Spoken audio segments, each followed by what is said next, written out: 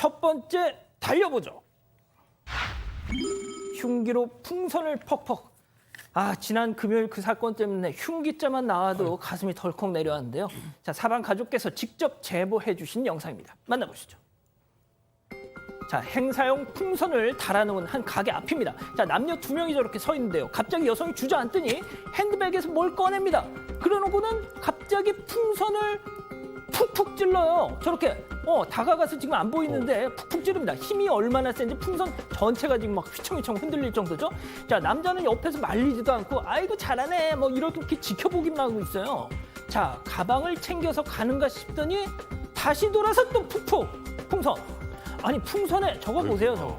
풍선에 무슨 안 좋은 기억이 있는 겁니까? 이게 뭐 하는 거예요? 네, 저게 지난 22일 새벽 3시 48분쯤입니다. 경기도 수원역 근처의 한 매장 앞인데요. 달아놓은 행사용 풍선을 한 여성이 저렇게 수차례 찔러서 터뜨리고 간 일이 발생했습니다. 당시 제보자가 출근하고 보니까 몇 개가 터져 있어서 뭔가 이상하다 싶어서 CCTV를 확인했다고 합니다. 점주에 따르면 신원을 모르겠는 이 남녀 2명이 가게 앞에 서성이더니 여성이 자신의 가방에서 흉기를 꺼냈다고 합니다. 그리고 심지어 이 풍선이 일반적인 얇은 고무 재질도 아니고 쉽게 잘 안 터지는 고무 튜브 재질인데도 불구하고 이걸 무차별적으로 찔러서 저렇게 터뜨렸다는 겁니다. 당시 해당 가게에 이 수상한 손님이 왔던 적도 딱히 없었고 또 원한이 있는 사람도 딱히 없었다고 하는데 점주가 보기에 이게 단순 주치 행동이 아니라고 생각을 했다고 하고요. 이렇게 작은 일로 시작해서 결국 사람을 해칠 수도 있는 거 아니겠냐 하는 생각이 들어서 경찰에 신고했다고 합니다. 그런 우려가 왜 안 드시겠어요, 승 의원님? 네. 방금 그 풍선이 우리가 이 풍선이 아니에요. 네네. 굉장히 터지기 힘든 풍선이고 제가 두 가지 측면에서 말씀을 드리겠습니다. 지금 가방에서 흉기를 딱 꺼냈잖아요. 그건 경범죄 처벌법 위반, 즉 우리가 가지고 있는 흉기, 언니, 휴대 이렇게 해당됩니다. 좀 분명히 현행법 위반이라는 말씀 드리고 두 번째는 저 여성이 하는 여성이라고 지금 지칭하고 있는 지금 저 모습이 행동이나 어떤 그 강도로 보면 과연 여성일지에 대해서 여러 가지 갑론을박이 나타나고 있는 실정입니다. 그래서 경찰에서는 CCTV 추적해서 저 사람들이 누구인지 확인할 것이다 이렇게 이야기했습니다. 좋습니다. 자, 다음 또 이어가죠. 또 만취 흉기 난동. 이건 또 뭡니까 또. 자, 어떤 일이 있었던 건지 영상으로 만나보시죠. 자, 식당에서 흉기를 들고 나온 남성. 자, 시민들이 놀라서 뒷걸음질을 치는데 말이죠. 자, 저거 왜 오른손에 들려 있습니다. 갑자기 장 보던 다른 시민들까지 막 위협을 합니다. 정말 시한폭탄 같은 저 남성. 신고받고 출동한 경찰이 왔는데 자, 여전히 흉기를 들고 행패 중에 3단봉으로 오른손을 딱 내려치고 덮쳐서 검거를 합니다. 예, 제압을 했어요. 자, 전국의 경찰관 여러분들 제가 진짜 꼭 부탁드립니다. 흉기 든 사람한테 3단봉 쓰지 마세요. 다치십니다. 여러분들 누군가의 귀한 가족이시잖아요. 테이저건 바로 쏘십시오. 예, 이 기자 설명 좀 해주시죠. 네, 지난 15일이고요. 저녁 6시 반쯤이었습니다. 서울 동대문구 제기동의 한 식당 앞이었는데 60대 남성이 저렇게 흉기 난동을 벌였습니다. 당시에 이 남성은 식당 업주랑 술값 문제로 말다툼을 벌였습니다. 이미 이때 만취 상태였고요. 그러다가 식당에 있던 흉기를 들고 나와서 업주와 행인들에게 휘둘렀던 겁니다. 정말 다행히도 인명피해가 발생하진 않은 걸로 전해지고 있습니다. 경찰이 신고 접수하고 직후에 현장으로 출동했고요. 60대 이 남성을 현행범으로 체포했습니다. 조사해보니까 이 남성 지난해 9월에 출소했습니다. 누범 기간 중인데 다시 이런 짓을 벌였던 거고 과거에도 수차례 비슷한 범죄를 저지른 이력이 있었던 걸로 밝혀지고 있습니다. 경찰은 현재 이 남성을 구속 송치했습니다. 진짜 이게 난 요즘 왜 이럽니까 진짜. 자, 일단 다음 이어가죠. 귀찮은 일은 경비실에. 자, 역시 사반 가족께서 제보해 주신 사진 만나보시죠. 자, 어느 아파트 분리수거장입니다. 그런데 투명 페트병 수거함 위에 웬 반찬통들이 수북수북. 자세히 봤더니 통이 제대로 씻기지 않았거나 음식이 고스란히 안에 들어있는데요. 세상에 음식물 쓰레기통에 버리는 거 귀찮아가지고 세상에 저걸 저렇게 해놓은 겁니다. 소장님, 네. 짐작컨대 저거 버린 사람 여름에 음식물 쓰레기 냄새 얼마나 심한데 날파리 날아다니고 아니 그리고 이런 거 대신하라고 관리비 내는 거 아님? 라고 생각하지 않았을까 짐작해 봅니다. 와, 정말 그렇게 생각했다 그러면 정말 너무 얌체시네요. 저도 이제 주부니까 주부들은 비교적 그래도 다 대부분 깨끗하게 씻어서 음식물 있어도 깨끗하게 해서 저 빈통을 버리시죠. 근데 경북 경주시의 한 아파트에서 저렇게 음식물 쓰레기 자체를 저렇게 그러니까 저 플라스틱 통이니까 알아서 씻어서 버리란 얘기 같아요. 저렇게 올려져 있었어요. 그러니까 입주민들이 지금 다 저걸 보고 화가 나서 지금 관리실에 요청을 했습니다. CCTV로 범인을 잡아내자. 오. 왜냐하면 저 근처에 지금 아파트가 저 아파트 하나밖에 없대요. 그러니까 외부인일 리는 없고 저 아파트에 있는 사람이 100%다. 저 망신당하기 전에 빨리 자수하셔가지고 죄송하다 하시고 씻어서 내시죠. 자, 지금 이 사진 보고 계신 분, 보고 계시다면 어머 저거 내가 갖다 놓은 거 아니야라고 생각하신다면 빨리 자수해서 광명을 찾으시길 권해드리면서 또 다른 사진 만나보시죠. 자, 경비초소 앞에 사람들이 지나다니는 인도 위를 저렇게 떡하니 막아놓은 차량, 고급 차량입니다. 알고 봤더니 차량에 붙은 주차 위반 스티커를 야 이거 붙여놓은 네가 떼 하면서 경비원분한테 떼라고 했는데 그걸 거절하니까 그래? 하면서 저렇게 길을 막아놓은 겁니다. 문 앞을 갔다가 이 사람 누군지 몰라도 사건 반장 안 봅니다. 바로 나온다니까요. 이렇게 사건 반장에. 바로 이게 나오죠. 이 주차 제대로 했으면 말이죠. 백 변호사님. 네. 애초에 저런 일 없지 않습니까? 그러니까 굉장히 고가의 SUV네요. 제가 뭐 차량 이름까지 말할 필요는 없는 것 같은데 어제 한 아파트에서 차주가 자신 차량에 이제 주차 위반 스티커가 붙었는데 그거를 경비원한테 떼라고 지시하고 이제 아파트 주차 규정에 보면 저렇게 이제 아파트 내에 불법 주차를 해놓게 되면 거기에 이제 주차 위반 스티커 같은 걸 아파트 내 자체적으로 붙이는 거거든요. 근데 그런 경우에 저 경비원 저걸 뗄 의무가 없다고 돼 있으니까 당연히 이걸 거절했다고 합니다. 당연하죠. 그러니까 그걸 왜 그래? 떼줘요? 그러면은 알아서 해. 그리고 이제 저렇게 해놓은 거예요. 그러니까 경비실 옆에 인도에다 차를 갖다 놨잖아요. 그럼 저거는 저 아파트에 사시는 분들 입장에서 보면은 다닐 때 불편하잖아요. 그러니까 당연히 저걸 안전신문고에 신고를 하고 경찰까지 출동을 했습니다. 근데 저런 일 생길 때 항상 얘기가 나오는 거 경찰 입장에서 어쩔 수가 없습니다. 왜요? 사유지잖아요. 그러니까 저걸 함부로 저 차를 견인하거나 할 수 없단 말이죠. 그리고 지금 이 차주가 이게 한 번이 아니고 여러 차례 이제 주정차 위반 아파트 내에서 하고 그때보다 이제 뭐 주차 위반 스티커가 붙으면 그걸 떼서 벽에다 붙여놓거나 그럼 이제 그 미화원이나 이런 분들이 저것도 다 치워야 되는 거 아니겠습니까? 근데 이제 저게 저 아파트 내에서 논란이 커진 거예요. 그러니까 좀 민망했는지 본인이 아니라 다른 사람이 와서 저 차를 뺐다고 하고 그리고 본인이 이제 아파트 게시판 같은 카페 같은 데가 있는데 거기다 예. 글을 올려서 본인이 맨날 늦게 퇴근해서 늦게 퇴근하면 주차할 데가 없어 불법 주차를 하게 되는데 맨날 저렇게 초강력 스티커가 붙여 있어서 잘 안 떨어지나 봐요. 그래서 화가 나서 이런 경솔한 행동을 하게 됐다 이렇게 사고를 올렸다는데 문제는 아파트 그 카페 같은 거에 들어가서 누가 보나요? 그렇죠. 안 보죠. 그럼 그리고 이제 저 행동을 제일 먼저 사과를 해야 되는 사람이 누굴까요? 경비원이죠. 그렇죠. 경비원한테 그런 갑질을 한 건데, 근데 경비원에게는 전혀 사과하지 않았기 때문에 이건 제대로 된 사과 맞는지 의문이 든다는 게 대체적인 시각입니다. 그렇군요. 알겠습니다. 자, 다음 또 이어가죠. 주차장 숨바꼭질입니다. 이건 또 무슨 얘기일까요? 영상으로 만나보시죠.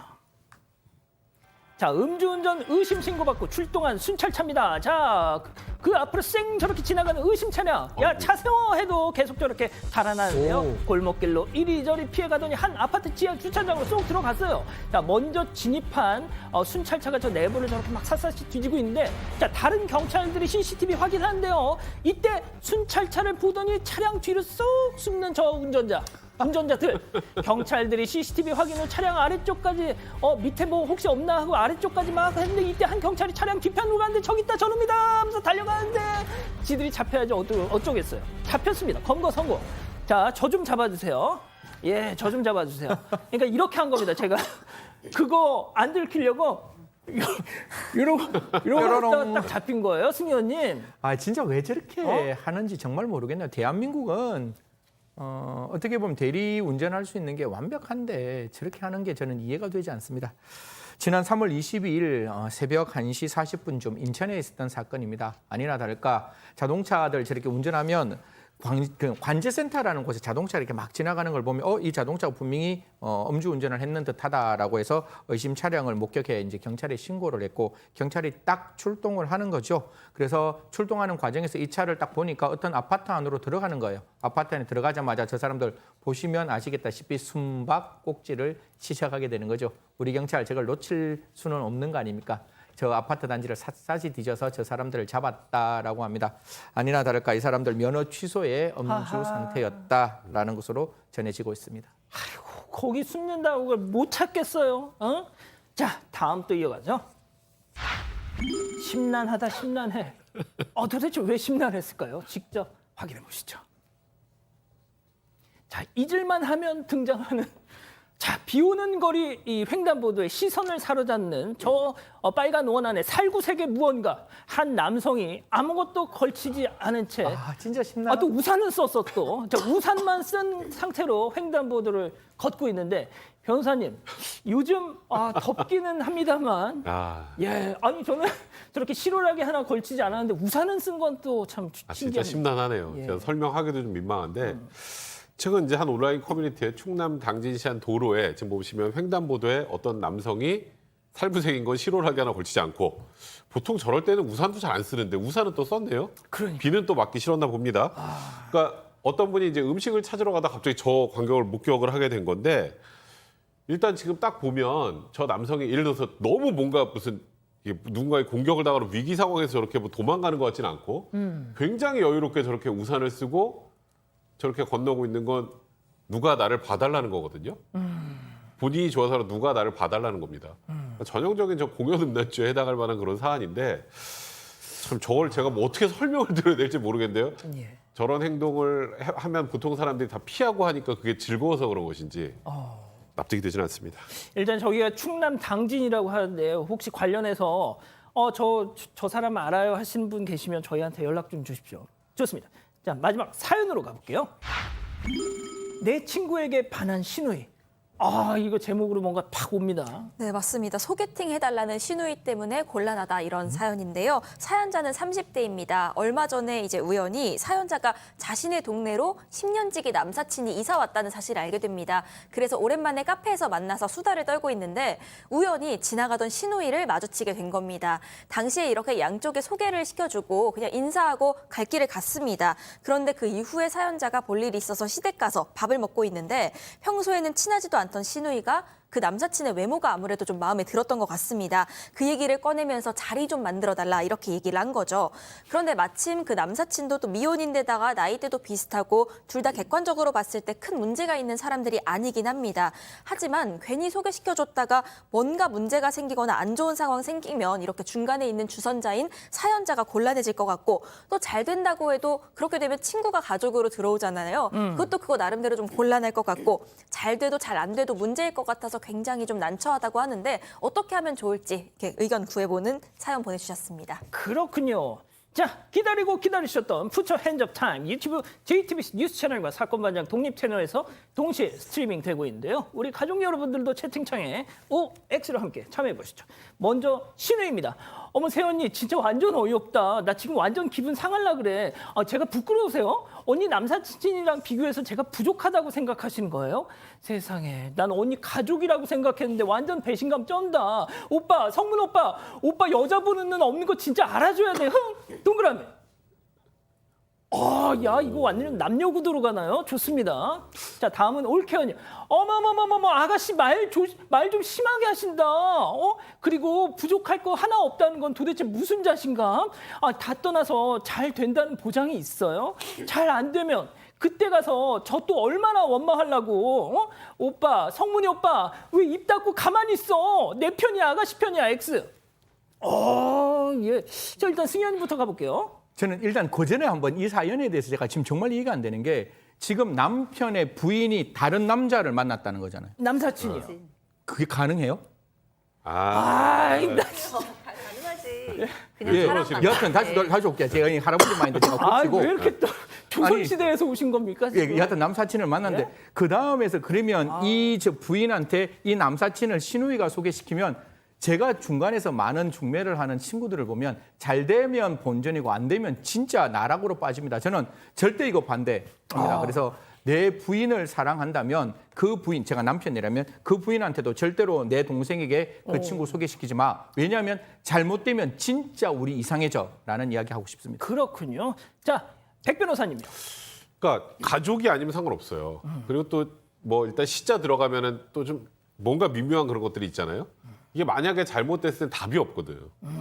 그러니까 그게 이런 거예요. 그러니까 소개해줘서 잘 안 되면 모든 원망이 또 자기한테 옵니다. 그러니까 이거는 가족 관계를 굉장히 혼란스럽게 만들 수 있기 때문에 그냥 자기 친한 동생, 자기 친한 친구 이렇게 소개팅 해주는 거야 뭐 그럴 수 있는데 가족이 중간에 들어와 있으면 이거는 해서 잘 돼도 문제, 안 되면 더 큰 문제. 아까 뭐 승현님 뭐 어떻게 뭐 여자가 남자를 만나고 그거는 충분히 가능한데 그걸 안 된다 그래요. 그런 거는. 아니야, 그것도 안 아무튼 돼. 이거는 사실 신우이가 이런 걸 부탁해도 안 되는 상황이죠. 그렇군요. 자, 행복한 금수강사님. 제가 남사친 신우한테 소개해줘서 오늘날 이때까지 후회 중입니다. 절대 안 돼요. 라고 하셨어요. 네. 자, 일단 우리 소장님. 네. 근데 이제 안 소개해 줄 수가 없죠. 왜냐면은 일부러까지는 아니라도 이미 신우이가 내 남사친을 받고 딱 푹 집어서 그 사람 해주세요라고 얘기했는데 이제 안 해주면 무슨 거짓말을 해서 둘러대시겠다는 건지 더 이상하잖아요. 그러니까 이미 다 만나졌기 때문에 이제 마음에 들었기 때문에 해줄 수밖에 없을 거라고 생각이 들고요. 그리고 또 결혼한 이 분께서 남사친이라고 10년 동안 친하게 됐으면 그 남사친의 어떤 성격이라던가 인성은 믿을 수 있을 것 같아요. 그런 사람을 신우이랑 해서 다 같이 가족 되는 것도 뭐 나쁘지 않죠, 뭐. 자, 이 기자. 이 기자. 본인. 제 생각이요. 근데 제 생각에는 이 올케한테 이런 얘기를 꺼내기까지 신우이도 얼마나 고민을 좀 많이 했을지. 그럼 굉장히 꽂혔다는 거거든요. 사실 한 번 본 이런 올케의 남사친을 나 좀 소개시켜주세요. 이 얘기를 꺼내기가 어려운 일이잖아요. 그러니까 이 정도로 원하면 그 남사친도 좀 만나볼 의향이 있다. 이렇게 얘기를 한다면 그래도 자리 한번 만들어주는 거 그렇게 어려운 일은 아니지 않을까 그렇군요. 하는 생각이 듭니다. 이 가족 여러분들도 많은 의견 주셨는데 어릴 적 꿈님 사람 함부로 소개시켜주는 거 아닙니다. 나중에 욕먹어요 하셨고요. 강차연님 잘 돼도 별 볼 일 없고 못 되면 뺨 맞아요 하셨습니다. 하지만 우경민님 걱정은 나중이고 일단 해주세요. 잔님 본인이 알아서 할 일이죠. 일단 소개는 해주세요. 비종님 이후에 트러블 생기면 책임 없음. 각서 쓰고 소개시켜주세요. 이런 의견도 주셨습니다. 좋은 방법이네요. 사건의 진실을 추적하고 싶다는 사반 가족분의 사연인데요. 궁금하시다면 사건 반장 유튜브 채널을 구독해주세요.